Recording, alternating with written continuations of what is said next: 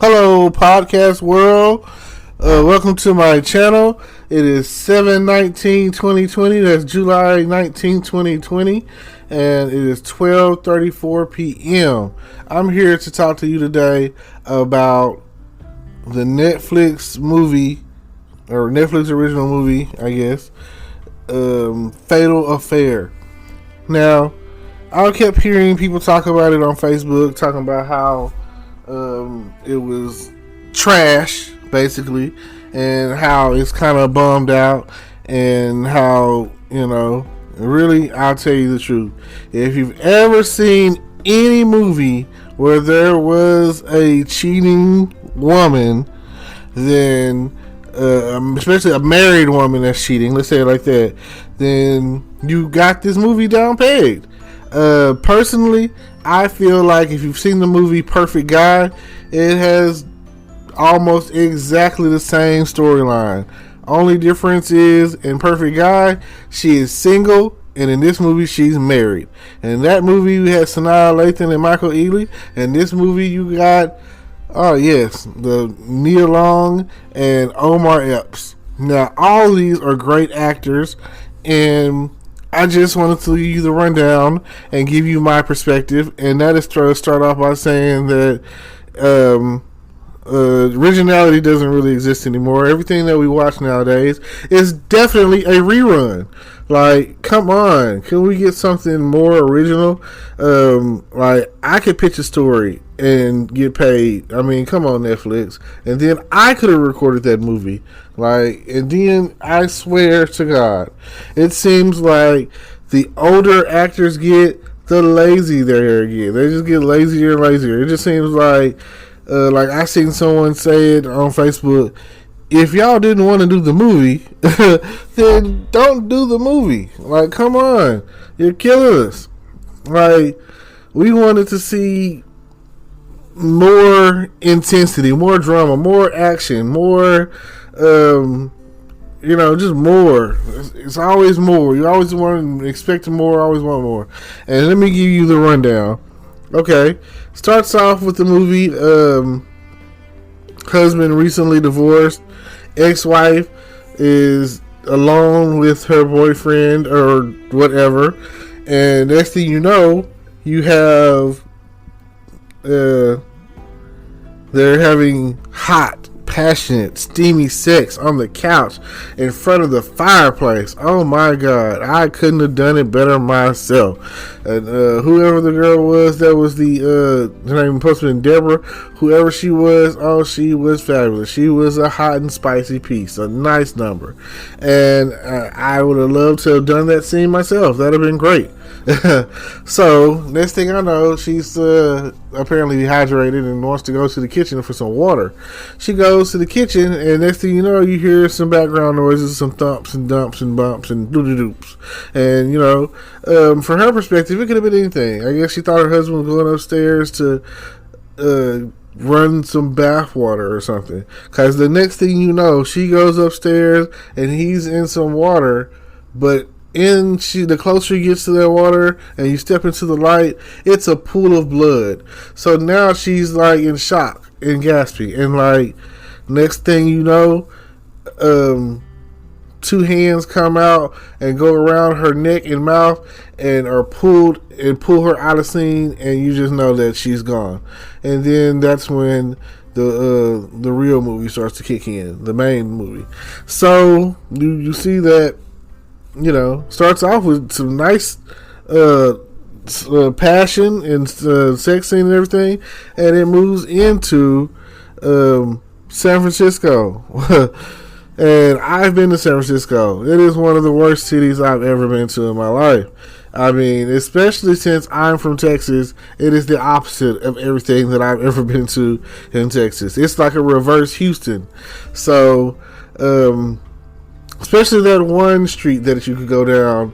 It's a mystery street. I'm not going to say the name of it, but we all know, I'm pretty sure that you could find that district, and it would be something, a culture shock for someone like me who is, again, I'm from Texas. It's frowned upon what I saw on this street.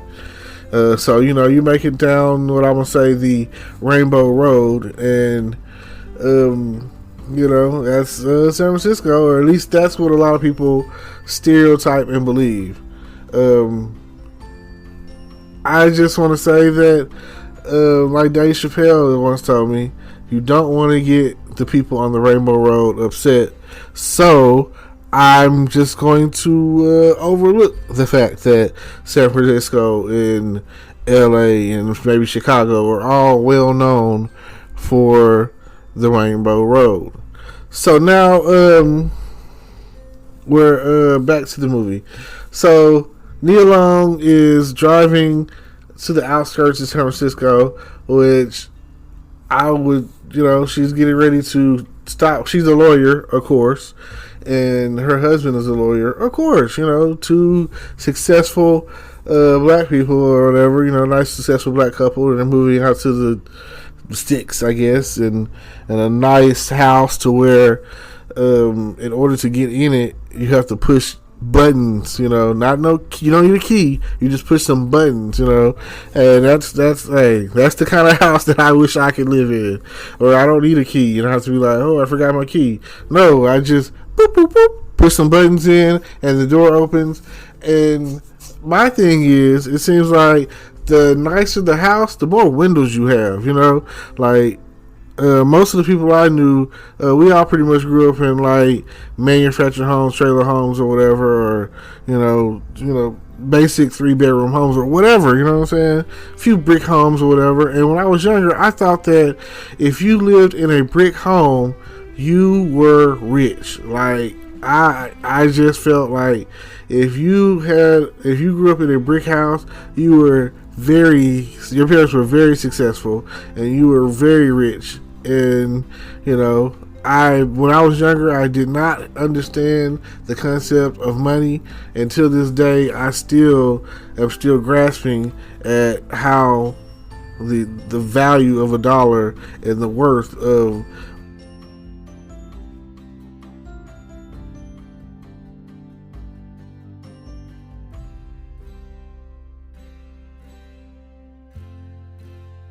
game of Monopoly. You'll understand that things can change very easily, and you never know what you're going to get, and you just have to keep trying. But yeah, it's a nice house, a lot of windows, on the beachfront, hills, all of that, the whole 9 yards. And if you've ever been to San Francisco, you'll know that they have it's all congested in the inner city part, but when you get to the outer city part, is less space. And to me, some of the houses that I had been in were just like really nice apartments, and they call them houses. Like, there's no grass out there. Like, they build up. So, and then they have every bit of culture out there, so feel free to experiment, explore. It's one of those kind of cities. You never know what district you're in when you're in San Francisco. Now, let's see. Okay, with this movie and Perfect Guy, the only major differences is in the Perfect Guy, she is single. So what she has going on is legit. She was with her boyfriend, who she felt like was afraid to commit and have kids. That's like a typical woman thing. So you just never know, It could end any moment now. When it comes down to it, you never know what you're gonna get. Life is like a box of chocolates, right? So when it comes down to it, you get more and more and more, and then like next thing you know, she's going to the office, and this is like some of her final days. And it seems like at her office, everyone looks good because she has a beautiful assistant and a best friend. It's a white girl, and clear that up real quick. And Courtney. I think her name was Courtney. Courtney, oh my God, she was nice. It seems like, she would have been nice to date in real life. Now, what happens is, she also has a daughter. Nia Long has a daughter in her movie. So, they're a family, a full-blown family over here in the Fatal Affair movie. Dating in The Perfect Guy. Now, from this point, I'm going to just go straight with what's happening on the Fatal Affair movie. In the Fatal Affair movie, you basically get an old boyfriend. No, matter of fact, that's not even the case. They were just friends in college. They never dated. But Omar Epps, and this is like 20 years ago, Omar Epps had a thing for her in college. He admits it in the movie. He says, I wish we would have in college. What kind of guy you have, whoever he is a lucky man. So, then you go on to, the best friend is trying to get her to go out for drinks on a Friday. Right? Okay, nothing wrong with that. But the only problem is it's right after these messages we're going to continue with the review. Stay tuned.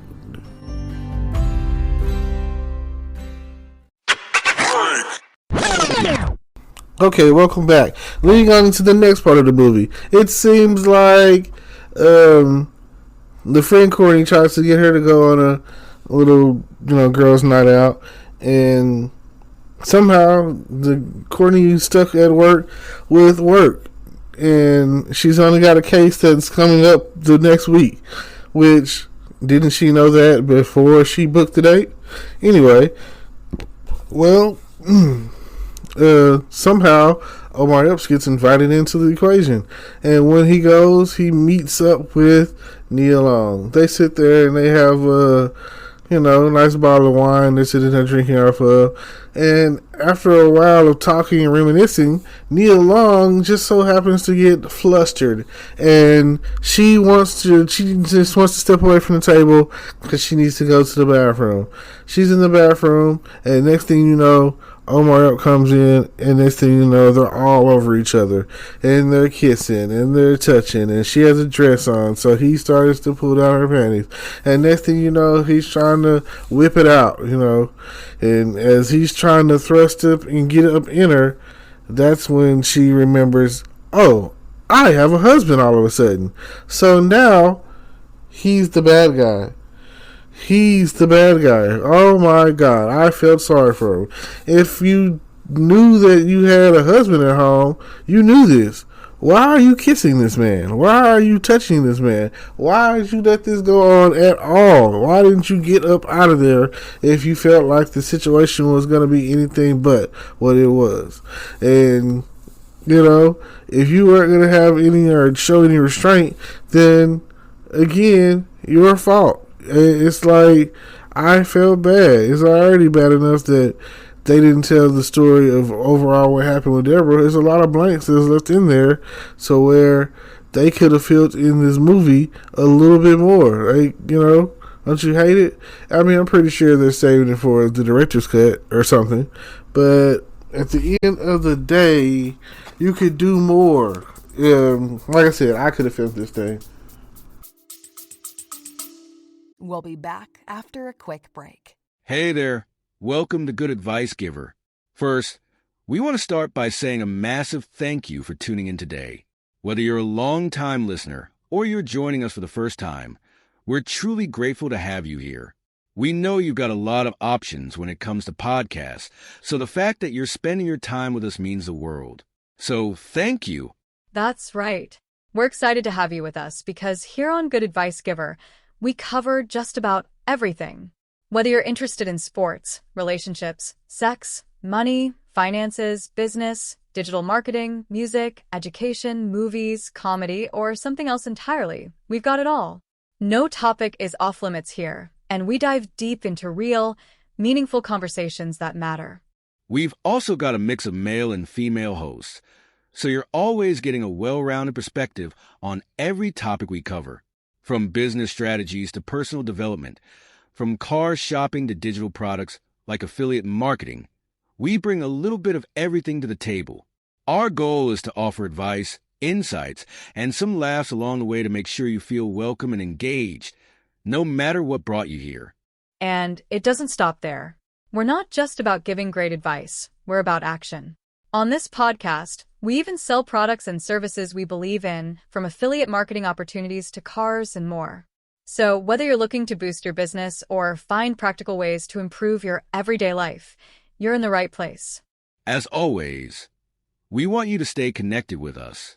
Be sure to download this episode so you can listen anytime, anywhere, whether you're commuting, working out, or just relaxing. And while you're at it, follow us on social media. We're on Instagram, Facebook, Twitter, you name it. That's the best way to stay in the loop for upcoming episodes, behind-the-scenes content, and even giveaways. And don't forget to subscribe to our YouTube channel. We're posting extra content there, including video podcasts and deep dive discussions you won't want to miss. Be sure to like, comment, and subscribe, and let us know what topics you want to hear more about. Lastly, check out the link below in the description for exclusive offers, resources, and more ways to connect with us. We're here for you, and we can't wait to bring you more valuable content. Thanks again for tuning in to Good Advice Giver. Let's get started.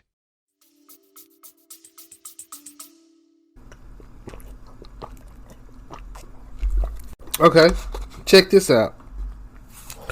So Omar Epps goes after her. He goes running after her, chasing after her, and she's like, I can't do this. I have a husband at home and blah, blah, blah, blah, blah, And she's like, this is my ride, Uber or Lyft, it really doesn't matter.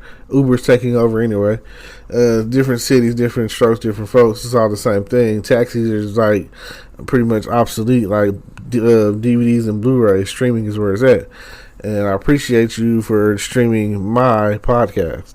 Anyway, thank you so much.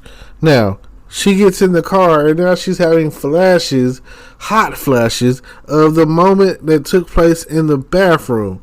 And had she not have been married, oh yes, I'm pretty sure that Omar Epps would have been all up in that thing. I'm pretty sure that the only thing, had she not been married, she'd have been good to go with her used to be once 20-year-old friend who she was all up in the bathroom with. Now she's going home to her husband, who, I remind you, is still recovering from bodily injuries sustained in a wreck some months back. Now, they never really attach any story to that. It's just kind of like a shocker when you find out. But wouldn't it have been great if Omar Epps had set it up for him to have been in that wreck? Like, come on, writers. Like, what are you thinking? That would have been a nice little added twist to throw in the pot. I know that I just knew that, and they could have did it like this. The same point in time when us, the audience, found out that he was taking the medication and all injured or whatever, that they were playing golf. And this is, like I say, let me lead into it first. Okay, so after the fact of what happened, all that misleading, almost sexual encounter stuff took place. That's when Nia Long ghosted him. She wasn't accepting his phone calls. She didn't want to talk about it. And this man is like, what's going on? You know what I'm saying? Because he's single. You know what I'm saying? He likes you. He's single. And this is where women will look at it like, oh, he's being a creep. Or people are like, oh, he's creeping. He's being a creep or whatever. Blah, blah, blah. No, you know what I'm saying? Men want closure. It's not, we don't give a damn that you got a husband at home. Just like when the shoe was on the other foot, women wouldn't care that you had a wife at home. Nobody cares. You're married. Who cares? If they would have began a relationship, an entanglement, as they're calling it these days, if that would have taken place, then nobody would have cared. It would have been more intense if that would have happened. But no, she starts ghosting him. He's trying to talk to her over a cup of coffee, over lunch, over dinner, or just to talk, about what happened. He wants to clear the air. He doesn't want any of this awkwardness to go on any longer. He wants everything to be all hunky-dory, and he wants her, to be friends still, and, try to forget that night happened, or possibly even pursue something, because she's the one that brought her marriage into the equation, talking about, here's the misleading part, talking about she's not happy at home, she's sleeping with a stranger, saying all these things that for a person that, a guy that likes you, that's been liking you since college, wants to hear. You telling him what you like, you feeding into his ego. You're like, these, again, ladies, these are very misleading things that you tell someone that if they like you, these, it's like they say, a shoulder to cry on always turns into a dick to ride on. Just remember that. And that's basically what he felt, and that's why he, like, things went the way they went. A lot of misleading going on in that whole entanglement. So it's horrible that it went that way, and it just really, really sucks that it happened like that. I don't know what to say about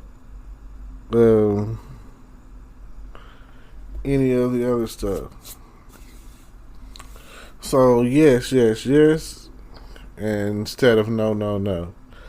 But again, I'm pretty sure if she wasn't married, it would have went down. They would have been in that bathroom like I've seen so many other movies before them, like on The Perfect Guy.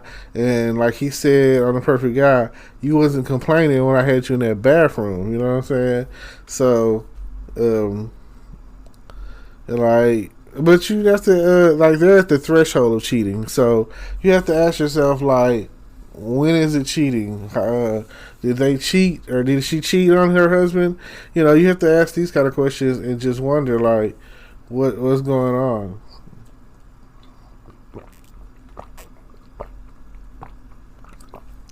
So let me think about it in these terms. Goes home that night, lays in the bed as if nothing happened, and then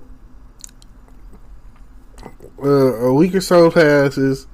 He's texting her. She blocks his call, and they're trying to figure out. She's like, leave me alone at this point. After she's already fucked up, you've already opened the door. You've messed up. Everything is not okay now. You do have problems, and he is your problem. Now, I want you to understand that it could have went either way, whatever way, however way you want to look at it. Just think of it like that. Now, with all that being said, what would you have done? Would it have been okay? Would you have just said, oh, forget about it, let's just have sex, Would that have been an option for you? I mean, you're already at the threshold of cheating in this entanglement. So, what else? Now, with all that being said, the next thing happens pretty fast. Typical crazy guy stuff, which they said in the movie he has textbook narcissistic personality disorder. And, you can look that up if you want to. It's crazy to me. So,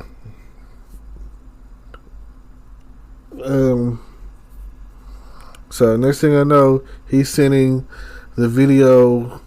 he's hacked the club's security cameras, sent her the video while she's having dinner with her family, and then next thing you know, he's dating her best friend, Courtney, and coming over the house with Courtney, and it's a shock because here he is, at the house with Courtney, and the husband doesn't even know.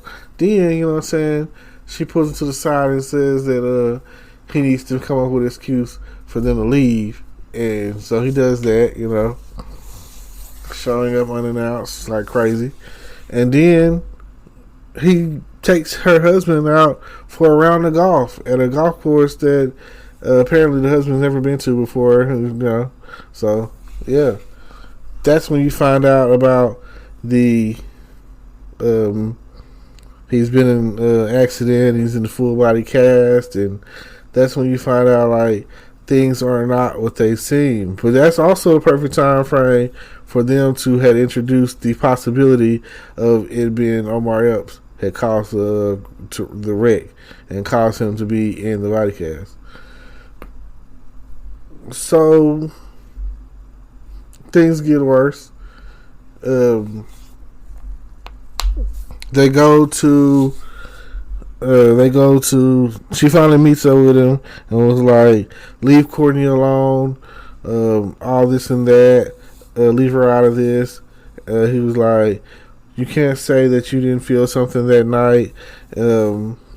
Then she starts talking to him, saying it's like, no, I want you to leave me, my husband, my daughter alone, leave my family alone. And he was like, don't talk to me like this. And then he outcries and outbursts, Deborah. And that's when she was like, who is Deborah? And he is stuck. And he has sent her this CD with that old Send Me Forget Me Not song. It's a really good song.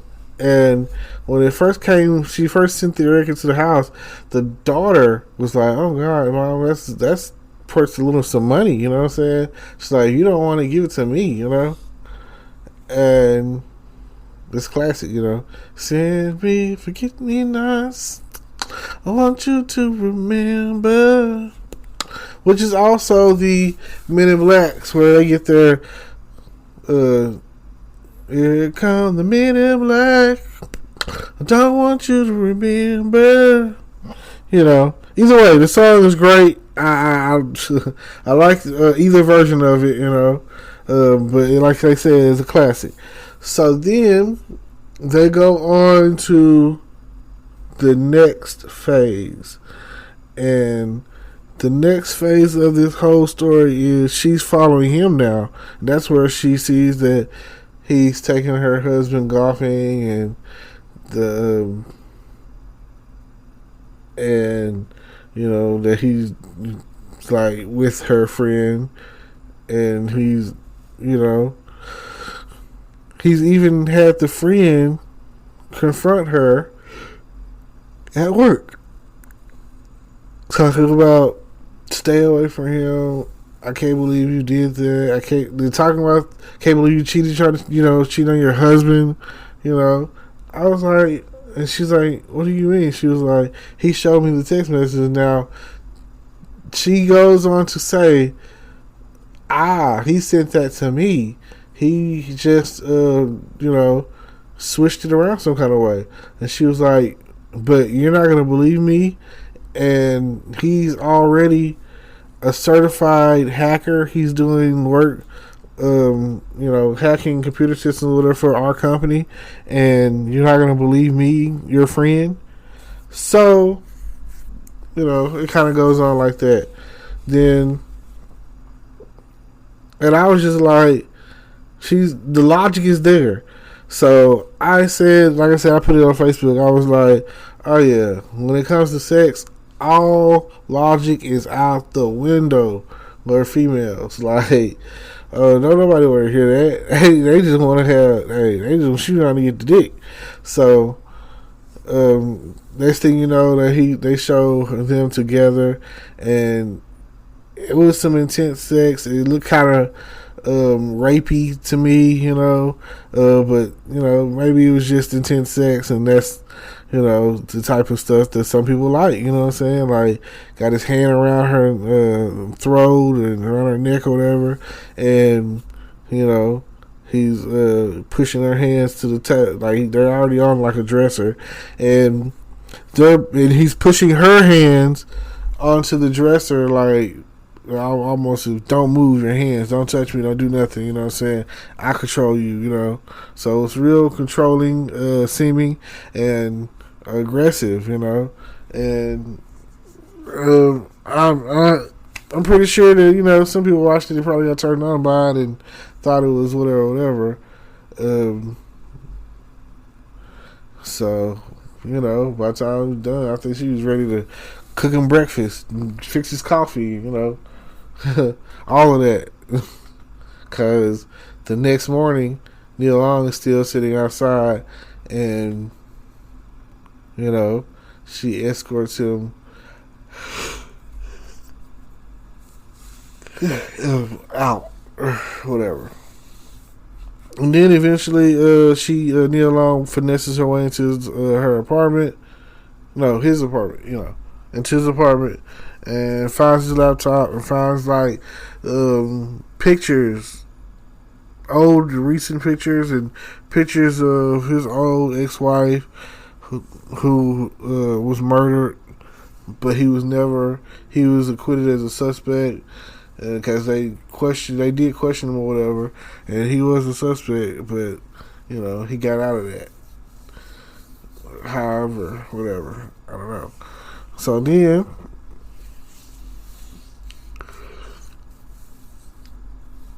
what else? Like, after that, it was like you go from there, and it goes on, and it escalates, and first thing that she does is call the best friend, and I just thought that was the craziest thing. Like, oh my God, call the police. Call the police, tell them to go to the friend's house, and you don't want to alert the friend so that she can panic, and what she does, then she goes to his phone, then he basically slams her head on the counter, and then when she gets there, boom, there she is. Okay. The next crazy thing is, after he knows everybody knows, he finds a homeless man and sets him on fire and leaves a suicide note behind. I was like, wow, crazy. So at first, the police were like, "Oh, the investigation is over. He's dead," but it's not. And that's it, she's at home with her family, and then she gets a call from him, and then when she gets to the office,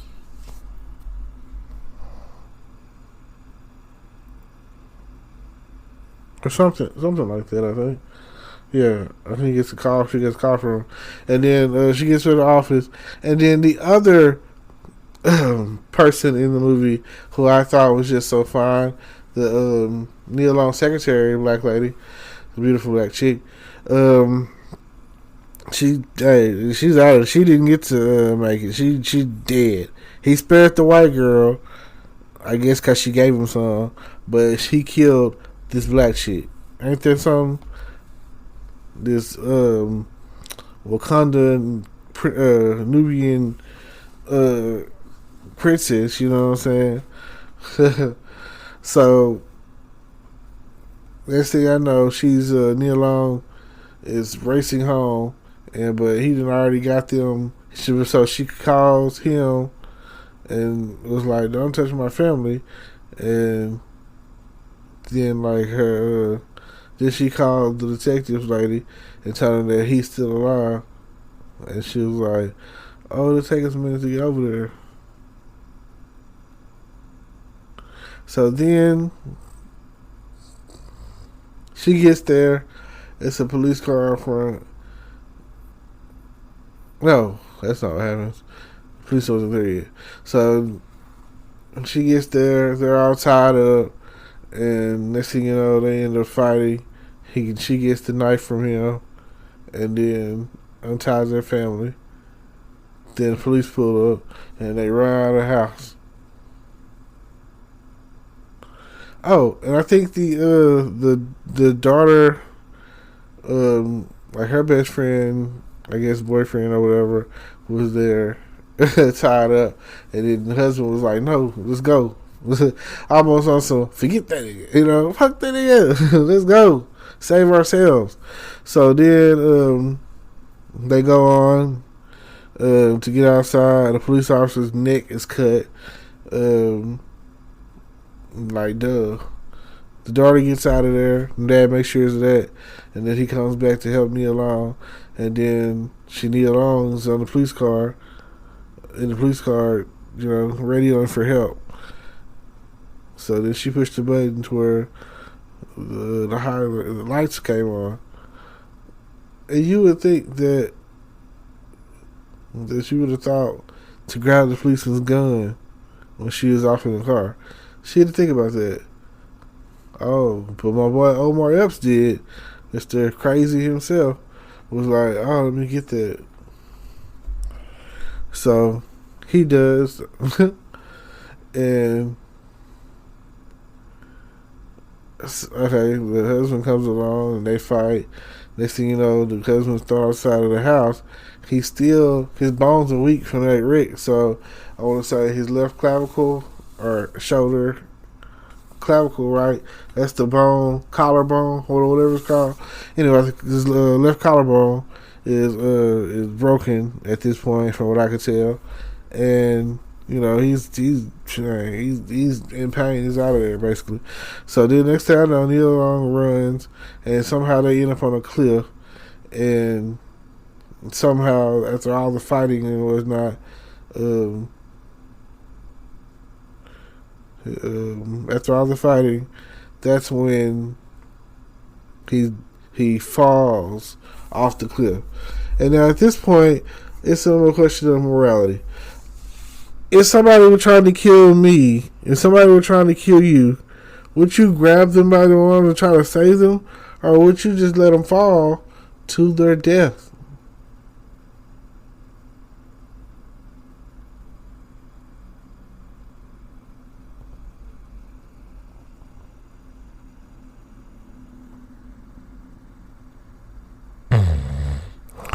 Oh man, sorry about that. Oh well, I'm gonna go ahead and wrap it up. So it just made me think, like, yeah, if it was up to me, I would have let him go. I would have never tried to save him. The husband's trying to save her, and she's trying to save him. So it just like goes to show, at the end of the day, this whole situation is all her fucking fault. She never should have did what she did, and it comes back to bite you at the end of the day. And if you have an entanglement, everyone's going to find, it's going to come to light. So it's smash or be smashed is what it seems like. And I'm definitely trying to smash like Hulk. So with all that said, thank you for tuning in. Hopefully I haven't spoiled this movie for you.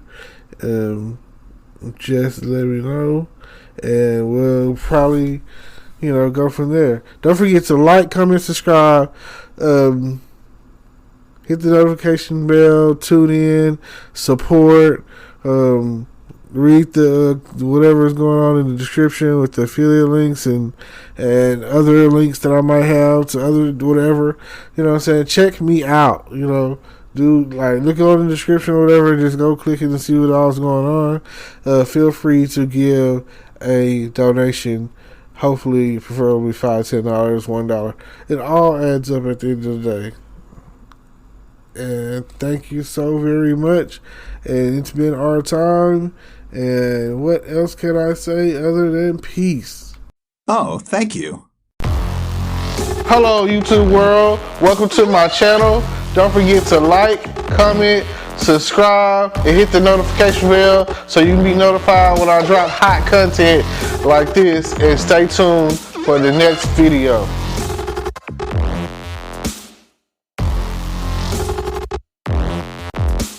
Today is your lucky day.